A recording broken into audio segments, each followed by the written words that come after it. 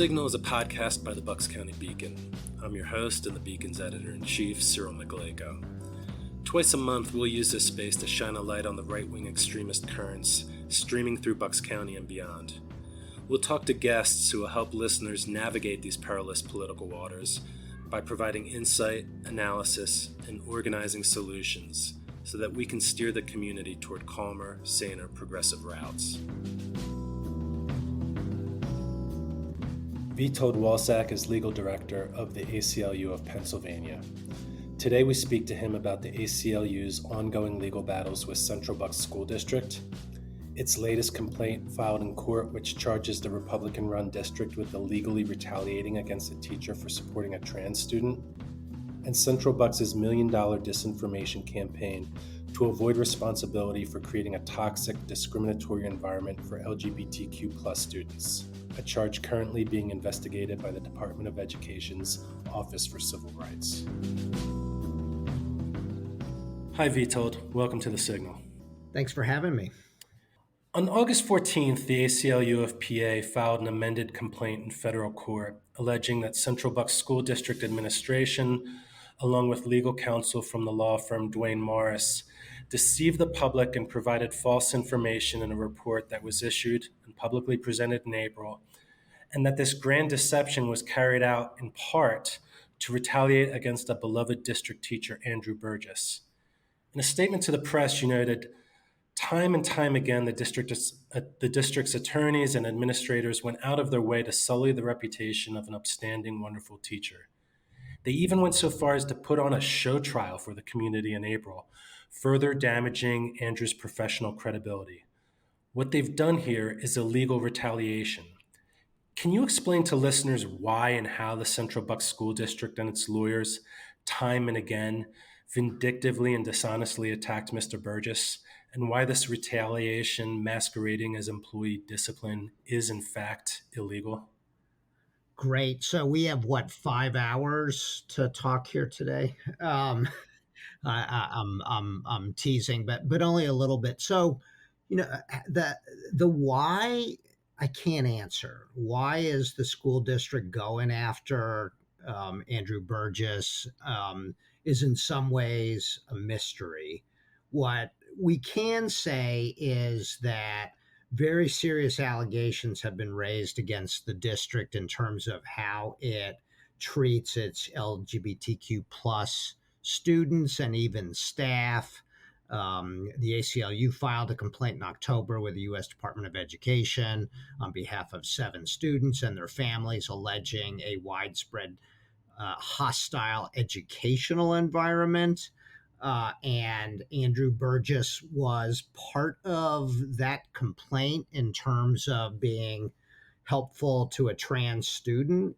And what we know is that the district has both tried to use Andrew to distract from its failings in supporting all of its students and tried to blame Burgess for all of the problems that it's having, neither of which makes any sense. And so to us, this appears to be very clear retaliation against Andrew Burgess for really in the beginning trying to help a trans student. And we can unpack that because I think everything goes back to what happened in March, April, and May of 2022. So how exactly are they trying to smear him, and why are they manipulating or being deceitful about his actions in support of a LGBTQ student? Yeah, the why I don't know. My speculation, I think, is that they're using him to distract people from their own failings and then try to blame him for the problems that they're having. People should understand that this really goes back to something that happened in March of 2022. Folks may recall that in November of 2021, there was a takeover of the school board. The views of elected officials changed about how to support and treat LGBTQ plus students. There was discussions of book banning. There was discussions about changing name and pronoun policies. There were discussions about requiring teachers to remove pride flags and other symbols supporting the LGBTQ plus community. And so, the especially trans students really felt under siege. And in March of 2022, a student at Lenape Middle School, where Mr. Burgess was teaching social studies at the time, went to him to raise concerns about unaddressed bullying and harassment by other students. So, to be clear, student one was having problems in the fall, went to guidance, went to the administration. Mom went to the administration, and the situation didn't improve. The one time that the student got relief was when he went to Burgess in the fall, and Burgess immediately was supportive, found out all about the problem, and then talked to the student who was doing the bullying, and it stopped. Right. So in March, this student who'd now been victimized a number of times went with another student, with a friend, to Burgess and said, "Can you help?" And Burgess met with him, met with the family, and explained, here are your options. You can either file a complaint with the school, or you could file a complaint with the U.S. Department of Education Office of Civil Rights. And the family thought about it and said, we've tried the school and they haven't helped. And we're also worried that if we keep complaining that there may be retaliation from the school. So we want to try filing a complaint with the U.S. Department of Education. So Burgess said, great, and helped them do that, got authorization, written authorization from the mother to file that, and then files it in late, I think it was in mid-April. And then next thing you know, the school district is suspending Burgess, claiming that he mistreated the student and didn't report this bullying and harassment. This was in early May, and Burgess was suspended for the entire summer, and then reinstated right before the school year started in a new school, in a new grade, having to teach more students than he's ever taught before. Really kind of a change in the circumstances of his employment. But we thought we were done. And at that point, things started to get even worse. So, the right wing media website Broad and Liberty took to task one of the ACLU's allegations that Mr. Burgess was suspended based on a policy that wasn't yet a policy, one that requires a teacher to report student on student harassment, in this instance, the victim being a trans student, to the school principal. The Broad and Liberty article notes, quote, the Dwayne Morris report, however, says on page 56 that the policy in question previously existed as Board Policy 103 and was merged into Board Policy 104 as part of a revision and renumbering of certain board policies in 2022.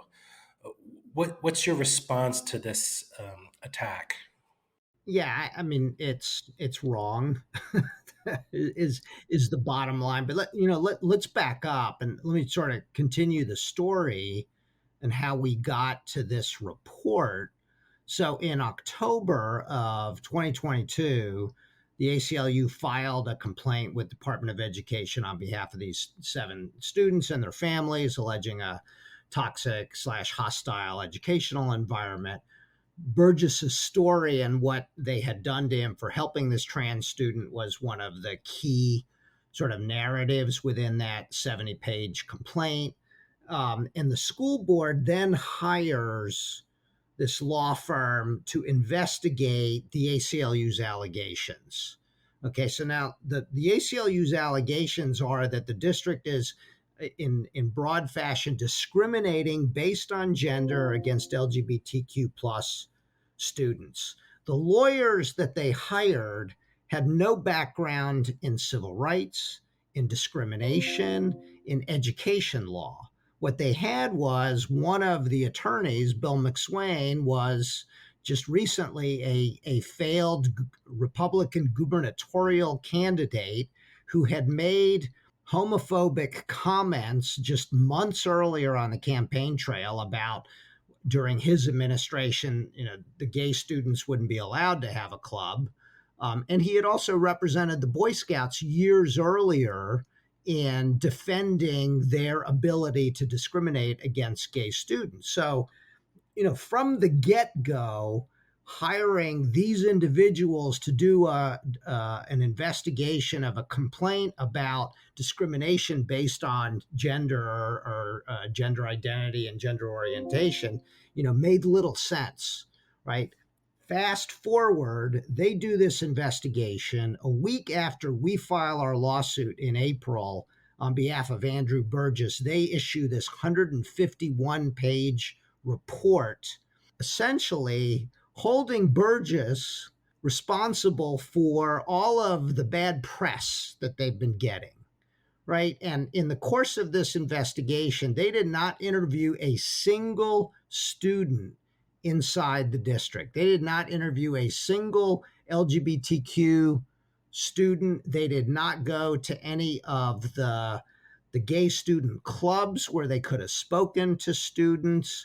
And yet, they drew all of these conclusions, which are based on either faulty facts or they make completely indefensible assumptions. Now, one of the things they said was that Burgess violated a policy that required reporting of bullying and harassment, like the student had told him about in March of 2022. The problem is that the policy they cited did not come into effect until after this happened. The board passed this new policy a month after they suspended Burgess. The Broad and Liberty points to the fact that the report has a very convoluted discussion in there about, oh, well, that's not a problem because it merges policy 103. 103 does not deal with bullying and harassment. It's focused primarily on disability-based discrimination, and it's discriminatory conduct, not harassment and bullying. So even in policy 103, there is not a requirement for teachers to report this. And the fact that they never identified a policy that Burgess allegedly violated when they first suspended him is really proof positive that they didn't have anything. So again, this is another attempt by the school district to manipulate the facts to try to make Andrew Burgess look bad and make him the fall guy for their problems. I mean, two things. One, it's remarkable that they didn't talk to a single student for their report. And second, I think the fact that, the right-wing majority school board would hire Bill McSwain, who, while, as you noted, on the campaign trail, attacked a middle school's LGBTQ club as leftist political indoctrination and vowed that this ends when I'm in office, is almost a testament to the to the case that the ACLU is making, that there is systemic discrimination against the LGBTQ community within Central Bucks School District. Right. It's breathtaking. But going back Yeah. to we've been talking about like the bigger picture a little now about the initial complaint that the ACLU filed with the Department of Education's Office of Civil Rights, which the OCR is now investigating. I was wondering, could you talk a little bit about the months-long investigation that led to the October 2022 legal complaint, and highlight maybe a few of the most damning findings that came out of that investigation? Sure. I feel like we at the ACLU did what the law firm hired by the board should have done, which is, when you're called to come in and investigate, you're not supposed to have sort of previously identified assumptions, right? You want to come into this with an open mind, which is what we did. We had seen the situation with Andrew Burgess. We had received some complaints from several families, but these could be outliers. We had no idea. So over the course of about 4 months, myself and two other attorneys at the ACLU of Pennsylvania spent much of our time interviewing about 65, I'll call them stakeholders in the district. So that includes students. Obviously, when you're dealing with minors, you need to get consent of the parents. So we regularly talk to the students. We talk to parents. We talk to a number of teachers, guidance counselors, librarians, some administrators. We also spoke to some community stakeholders who had been involved. We spoke to former teachers who had left there. And at the end of the day, it was quite clear to us that there was a problem with the district's failure to provide a safe and supportive environment for LGBTQ plus students. And there's kind of two aspects to this, both of which remain a problem to this day. One is very much like the student who went to Andrew Burgess. We heard time and time again how students and families would go to different people in the district, complain about student on student bullying, or even in some cases, bad behavior by teachers or staff, and deliberately misnaming or using inappropriate pronouns, or saying things that I'll just say were kind of ignorant. And time again, things were not getting better for the student. And the families were just really frustrated with a failure to take action.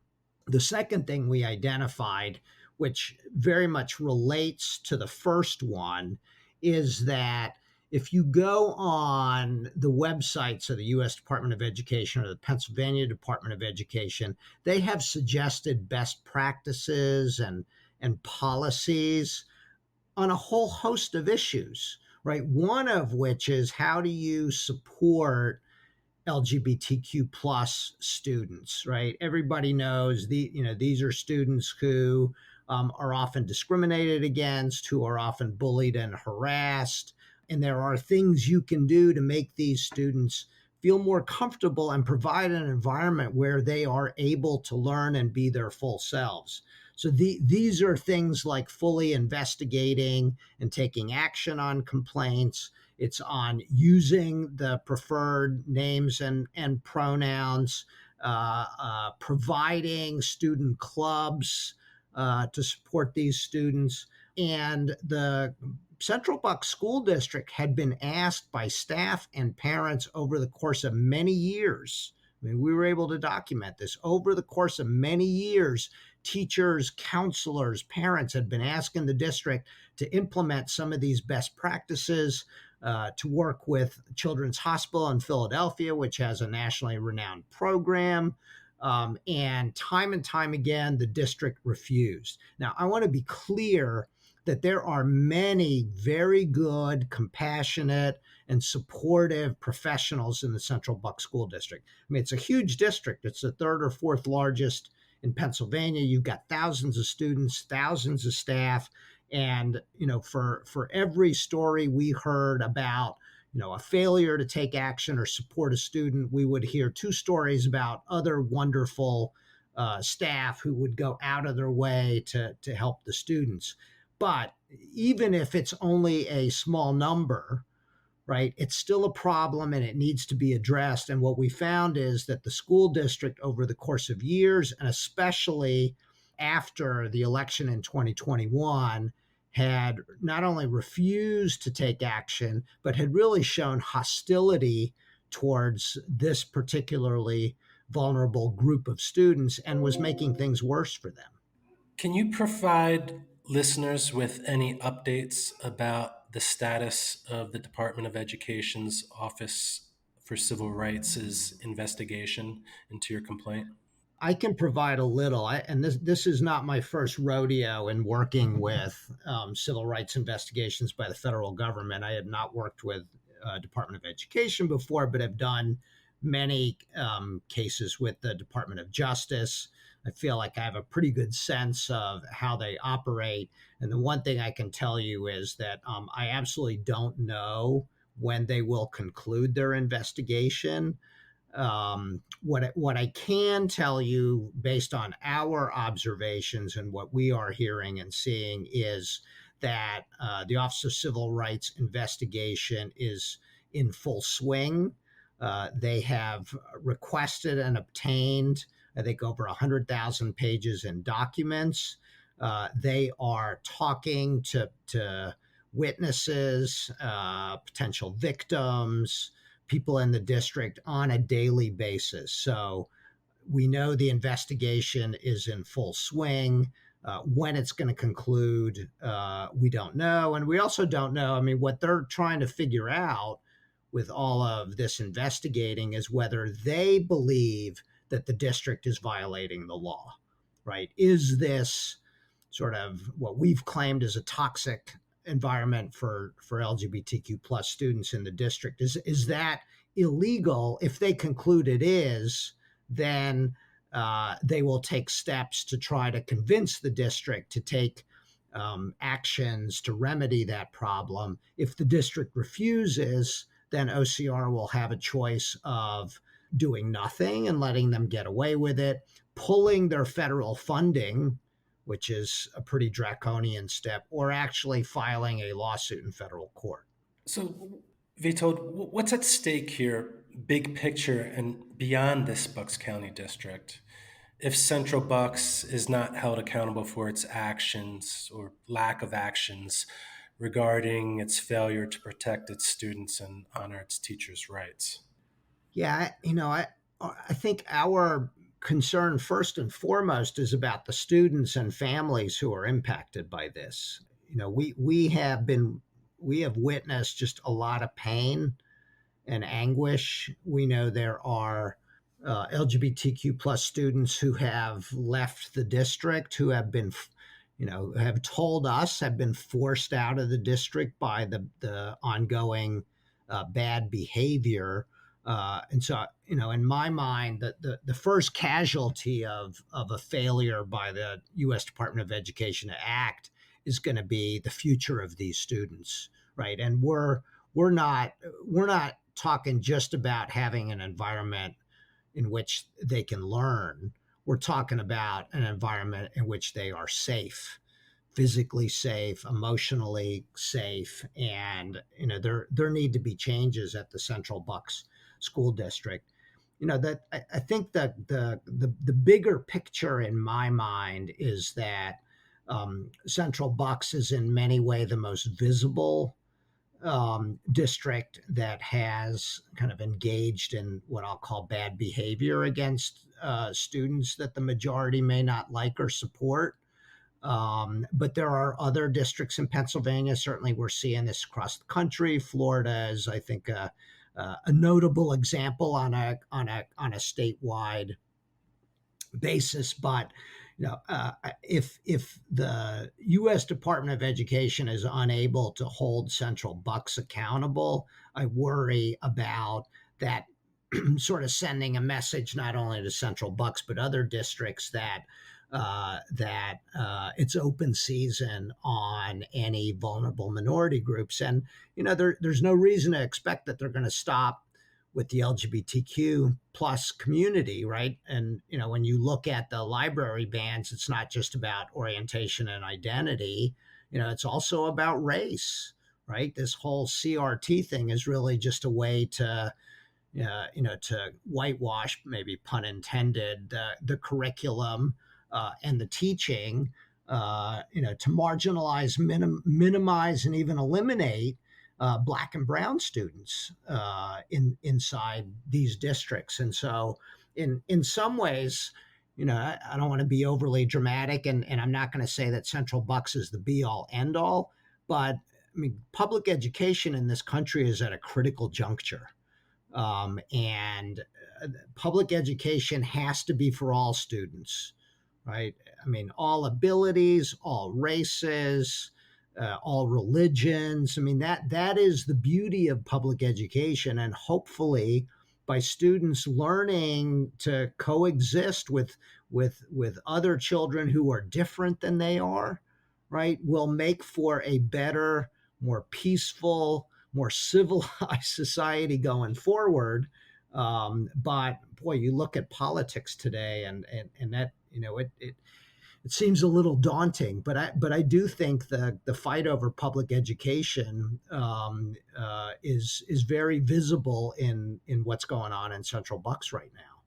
Yes, and I think Central Bucks, serves as a thread of a bad example, because we've seen other school districts, like Penncrest out in Western PA, as well as a school district in Massachusetts, essentially copy and paste Central Bucks's library challenge policy to make it easier for a small group of parents to, effectively ban books that they don't like. And it's also the threat of a bad example to just the general student population, who are seeing how these administrators and these certain school board members are acting towards students from minority populations or from the LGBTQ community, etc. Vito, to wrap this up, how can people support the work that you and the ACLU of Pennsylvania are doing? I think first and foremost, people should vote. School districts are ultimately led by elected officials, and if people don't like the direction that their districts are taking, they need to get out and vote. And one thing I often hear is that school board races, which occur in off years for elections, so it's not a presidential year, it's not even a year when you have congressional and state representative races. I mean, you just have a small number of what many people would consider just less important positions. But schools are super important. The leadership of public schools is very important. And whether you have kids in the school district or not, these are elections that you need to care about, right? One of the things I regularly hear is that, oh, I don't have any kids in the school district. No, but if you live in a district like Central Bucks, right, relatively affluent, schools with very good reputations, your property values, the value of your home, the ability to attract new people coming in is directly tied to the quality and reputation of your school district.